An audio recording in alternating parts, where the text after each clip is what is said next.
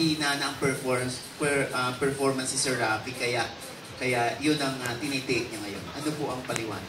Hindi. Actually, may mga kaibigan ako, age 20, 30, uminom ng robas.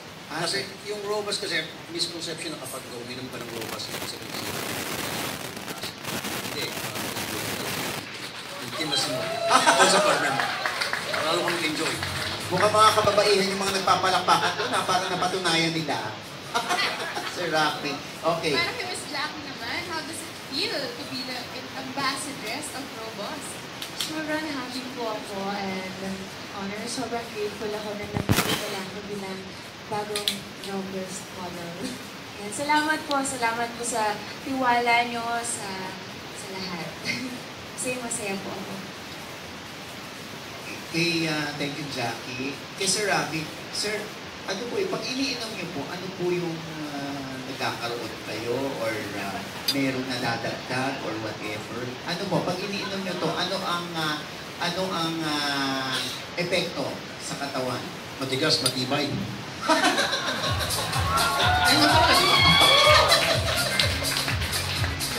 Baka pwede po natin linawin kung alin po doon.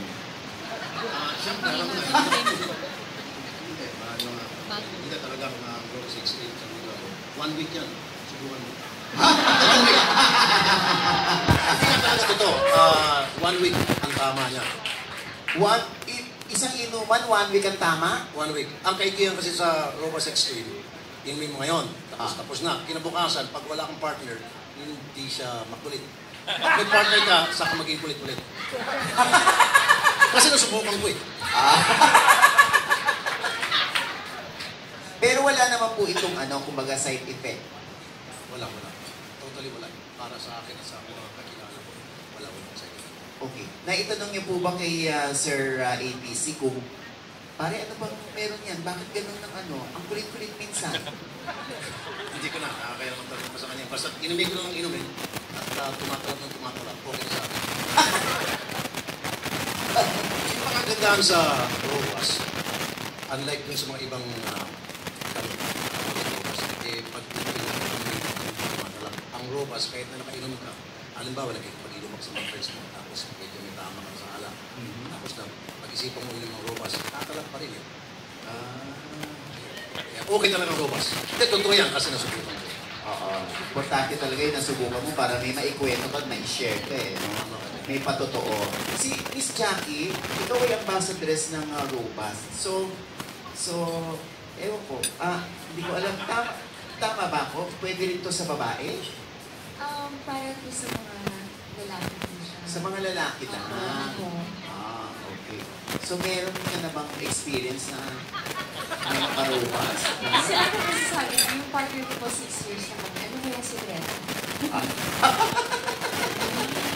Nagpapasalamat mo talaga ako. Kinuha po ako ng Robos para may supply na kami. Oo. So, nahihina ba?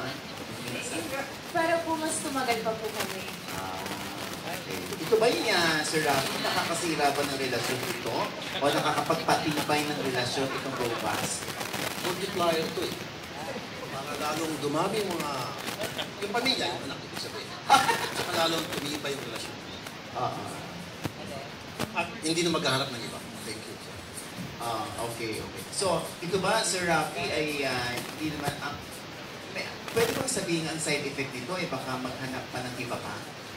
Yun lang. Robas? Siyempre, alam mo, uminom ka ng Robas tapos wala si Mrs. Anong gagawin mo?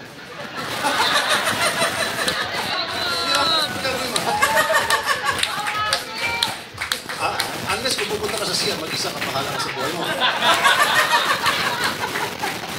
Pero dapat pag uminom ka ng Robas, nandiyan si Mrs. o nandiyan si girlfriend. Kasi hindi mapaplanin mo ka. So, ano po yung epekto nito? After 30 minutes, e-effect na? O 1 hour? 1 to 2 hours before meal, in-meal yun. And then, after that, kumain ka, pwede rin po ba ito sa walang laman ng tiyan? Hindi pa kumain? Yeah, ito talaga, before meal. 1 to 2 yung walang laman para mas effective. Meron na tayong tip na nakuha mula kay Sir Rafi Tulfo. At Okay. Siyempre, Okay. ito ba yung nagpapatibay sa'yo, Sir Rafi? Ay, yung mga ganitong klase. Ah, Hindi, inaangaan ko. Ladies and gentlemen, ang pantasya ng bayan. Ayun. Mocha Girls! Ito na. Hello, Idol. Good afternoon po.